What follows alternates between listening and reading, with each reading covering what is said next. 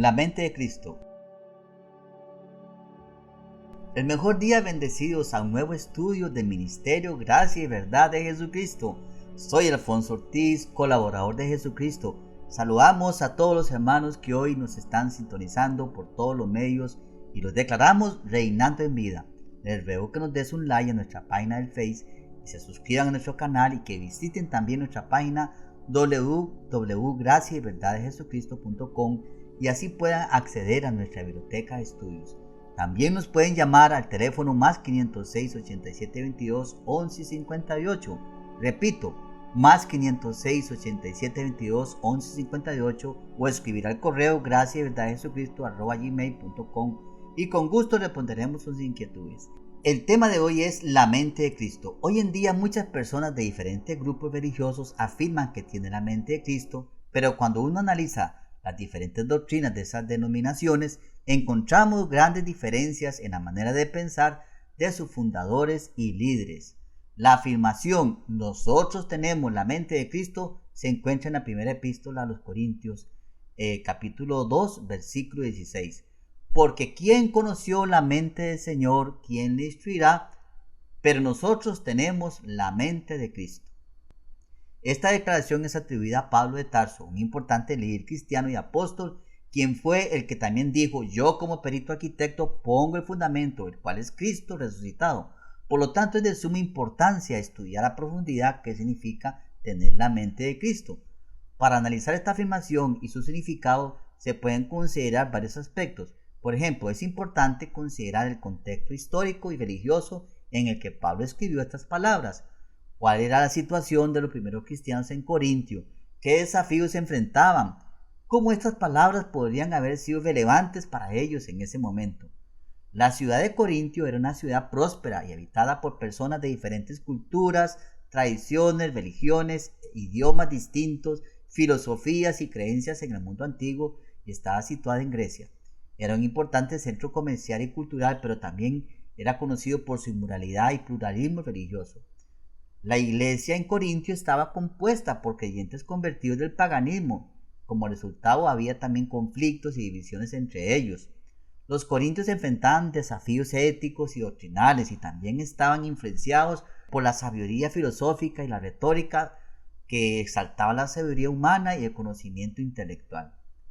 Además, en esta ciudad existían una gran variedad de cultos a las deidades griegas. También estaba el culto imperial romano, diversas religiones místicas y orientales.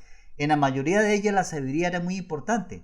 Los corintios estaban familiarizados con las ideas filosóficas de su tiempo y estaban influenciados por las disputas filosóficas y retóricas que tenían en su comunidad. En este contexto de diversidad religiosa y filosófica, la declaración de Pablo de tener la mente de Cristo adquiere un significado teológico muy profundo. Al afirmar que los creyentes tienen la mente de Cristo, Pablo estaba haciendo una declaración audaz sobre la fuente y la naturaleza del conocimiento y la sabiduría verdadera, en contraste con las filosofías humanas y las múltiples creencias religiosas que los corintios encontraban en su entorno. Pablo destaca la importancia fundamental de la mente de Cristo como la fuente última de la verdad y entendimiento. Pablo había crecido en judaísmo, era un típico judío y también el mejor modelo en el judaísmo. Él amaba a Dios, conocía la ley y los profetas, era irreprensible según la ley, pero no podía entender a Cristo. Él pensaba que Cristo era un impostor, así que persiguió a los discípulos y haciendo eso pensaba que estaba sirviendo a Dios con toda sinceridad y honestidad.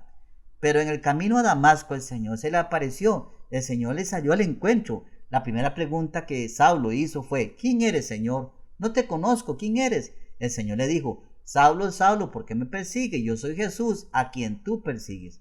Antes de su encuentro con Jesús resucitado camino a Damasco, Pablo tenía una mente humana llena de filosofías y de legalismo judaico. Solo cuando fue llevado al paraíso y escuchó las palabras inefables de Cristo, el evangelio eterno de la gracia revelado, fue ahí donde empezó a tener la mente de Cristo. Esto lo podemos comprobar en Gálatas capítulo 1, versículos del 11 al 12. Mas os hago saber, hermanos, que el evangelio anunciado por mí no es según hombre, pues yo ni lo recibí ni lo aprendí de hombre alguno, sino por revelación de Jesucristo. Fue solo cuando Pablo escuchó las palabras que venían de la mente de Cristo, cuando se activó la mente de Cristo en él. Cristo es el verbo, Es la palabra viva que vino a este mundo a revelar la verdad de Dios. Él nos dio a conocer al Padre por medio de sus palabras. Es muy importante que la mente de Cristo quedó escrita para nuestro beneficio, sobre todo en las 14 cartas de Pablo. Cuando escuchamos el Evangelio de la gracia, las inescrutables riquezas y sabiduría de Dios, entonces se activa la fe, la cual nos hace ver salvos y disfrutar de todos sus beneficios. Así, tener la mente de Cristo es pensar como está escrito, porque si me salgo de lo escrito es posible que la mente humana carnal entre a funcionar y peor aún, hablar o confesar lo que no está escrito y nos salimos de la verdad diciendo cosas que no tienen respaldo bíblico. Mucho de lo que Jesús enseñó aún en los días de su carne es parte de su forma de pensar, la cual él mismo afirmaba que estaba en armonía con el Padre, que estaba en él. Esto lo podemos comprobar en Juan capítulo 14, versículo 10. ¿No crees que yo soy en el Padre y el Padre en mí? Las palabras que yo hablo no las hablo por mi propia cuenta, sino que el Padre que mora en mí, Él hace las obras. Aunque no podemos conocer todos los pensamientos específicos de Jesucristo, podemos conocer sus enseñanzas, lo que le reveló a Pablo, lo que está escrito, también su carácter y su amor, y todo esto nos da una idea de su forma de pensar y nos ayuda en nuestras vidas. Cristo posee un entendimiento perfecto y completo de todas las cosas, tanto presentes, pasadas como futuras. La mente de Cristo activada dentro de nosotros nos permite acceder a ese conocimiento que nos capacita a reinar en vida. Los creyentes pueden usar este conocimiento para entender todos los misterios de Dios, guiar sus vidas y tomar decisiones sabias, siempre creyendo que es Cristo en ellos el que los dirige. Colosenses capítulo 2, versículo 2 dice, para que sean consolados sus corazones, unidos en amor, hasta alcanzar todas las riquezas del pleno entendimiento, a fin de conocer el misterio de Dios, el Padre y de Cristo. Por lo tanto, tener la mente de Cristo implica estar en armonía con la voluntad divina, buscando y siguiendo los propósitos y planes de Dios en todas las áreas de la vida. Por eso Pablo oraba por los creyentes para conocer la voluntad de Dios. Leemos en Colosenses capítulo 1, versículo 9. Por lo cual también nosotros, desde el día que lo oímos, no cesamos de orar por vosotros y de pedir que seáis llenos del conocimiento de su voluntad en toda sabiduría e inteligencia espiritual. Jesucristo siempre se propuso que nos amáramos y que el amor es parte de la naturaleza divina. La mente de Cristo está llena de amor, compasión y gracia. Los creyentes que tienen la mente de Cristo deben reflejar estas cualidades en sus vidas, mostrando amor incondicional, compasión por los necesitados y gracias hacia los débiles. En Efesios capítulo 3, versículo 19 dice, y de conocer el amor de Cristo que excede a todo conocimiento, para que seáis llenos de toda la plenitud de Dios. Tener la mente de Cristo nos da un profundo entendimiento de las Escrituras. Jesús interpretó y enseñó las Escrituras con autoridad y reveló su significado más profundo a sus discípulos. Cuando Jesús resucitado se le apareció a los discípulos que iban camino en Maús, lo primero que hizo fue explicarles las Escrituras que se habían cumplido en su venida. Podemos ver esto en Lucas capítulo 24, versículo 26 al 27. No era necesario que el Cristo padeciera estas cosas y que entrara en su gloria, y comenzando desde Moisés y siguiendo por todos los profetas, les declaraba en todas las Escrituras lo que de él decían. Los creyentes podemos confiar en el Espíritu Santo que mora en nosotros para ayudarnos a entender y aplicar las Escrituras en nuestras vidas, guiándonos hacia la verdad y la sabiduría divina. En Efesios capítulo 1, versículo 17 dice, para que el Dios de nuestro Señor Jesucristo, el Padre de gloria, os dé espíritu de sabiduría y de revelación en el conocimiento de Él. Tener la mente de Cristo activada en nosotros es tan importante en el nuevo pacto de la gracia que el mismo Pablo nos enseña que ahora servimos a Dios con la mente y no tanto con ritos o ceremonias externas. Veamos el siguiente pasaje en Romanos capítulo 7, versículo 25. Gracias doy a Dios por Jesucristo Señor nuestro. Así que yo mismo con la mente sirvo a la ley de Dios, mas con la carne la ley del pecado.